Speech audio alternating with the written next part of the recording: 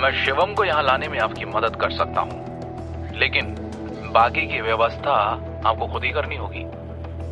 ये भी ठीक है, जब तक तुम उसे पकड़ोगे मैं यहाँ उसके बाद की व्यवस्था करने के लिए लोगों का इंतजाम कर लूंगा। रिकॉर्डिंग सुन शिवम का खून खौल उठा। अगर आप उससे निपटना चाहते हैं तो मैं शुरुआत करने को तैयार हूँ, पुरी ने गुस्से से कहा। शिवम ने उसकी ओर ठंडे भाव से देखा और कहा, मेरी मदद करके बचना चाहते हो? तुमने मुझे अगवा करवाया, मुझ पर गोली चलाने की हिम्मत की। तुम्हें क्या लगता है मैं बख्श दूंगा तुम्हें? पुरी के माथे से पसीने की एक ठंडी बूंद टपक गई। मास्टर शिवम, दया कीजिए, मैं आपको ठेस नहीं पहुंचाना चाहता था। आप जैसे महान इंसान से एक छोटी सी उम्मीद करता हूं कि आप मुझे खुद को साबित करने का एक मौका देंगे। अब मैं बस आपका गुलाम हूं। पुरी शिवम के सामने डर और घबराहट में झुक गया। शिवम ने हल्के से कहा, मैं तुम्हें अभी के लिए जीने दूंगा। शुक्रिया मास्टर, पुरी ने सांस लेने की कोशिश करते हुए कहा।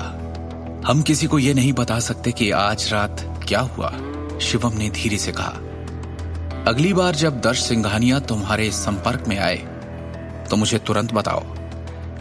हाँ मास्टर, अब से मेरा जीवन आपके नाम।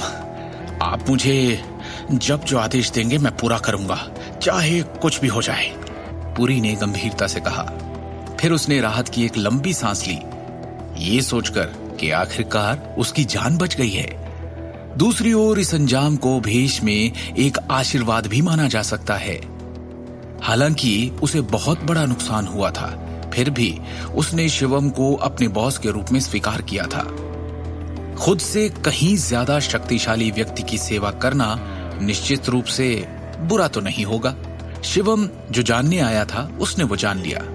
अब यहां रुकने की कोई वजह नहीं थी। वो मुड़कर स्काई टावर के बाहर निकल गया और घर लौट आया। घर वापस लौट आने पर वो लगातार सोचता रहा कि दृष्टि के परिवार की स्थिति को कैसे संभालना चाहिए। उस रात उसने विक्रम टोकस को फोन किया और उसे कुछ निर्देश दिए कि क्या करना है।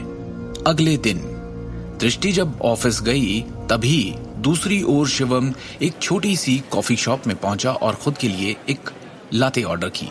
करीब 5 मिनट के इंतजार के बाद उसी समय जोश से भरा एक युवक गंभीर निगाहों से कार से बाहर निकला। वो दिखने में काफी आकर्षक था। एक सख्त गति के साथ वो कॉफी शॉप में चला गया। उसे देखकर लग रहा था जैसे उसने सेना में कई सालों का अनुभव किया हो। डायरेक्टर शिवम, आपसे मिलकर खुशी हुई। मेरा नाम रजत मलिक है। आपने जो ऑर्डर की थी वो कार में ले आया हूं। मुझे बताया गया है कि पेमेंट आपके अकाउंट से ली जाएगी। रजत मलिक अपनी पीठ सीधी करते हुए शिवम के सामने आकर खड़ा हो गया। ऐसा लग रहा था जैसे वो एक रिपोर्ट दे रहा था। शिवम ने मलिक को देखा और थोड़ा सिर हिलाया। वो एक अच्छा युवक प्रतीत होता था। स्काई टावर में जो घटना हुई उसके तुरंत बाद ही शिवम ने फैसला कर लिया था कि उसे दृष्टि के लिए जल्द से जल्द बॉडीगार्ड्स का इंतजाम करना होगा।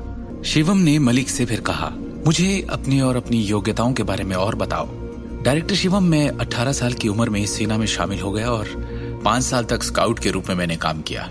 इस साल एक सैनिक के रूप में सेवानिवृत्त होने के बाद मैंने काम की तलाश में अपने होम टाउन लौटने का फैसला किया। फिलहाल मेरे पास अभी तक किसी भी सोशल वर्क का अनुभव नहीं है, रजत मलिक ने ईमानदारी से उत्तर दिया। ये सुनने के बाद शिवम ने शांति से सिर हिलाया। उसे महसूस हुआ कि रजत मलिक उसकी आवश्यकताओं को अच्छी तरह से पूरी करता है। वो एक सीधे साधे वर्ग से आया था और सेना में भी था।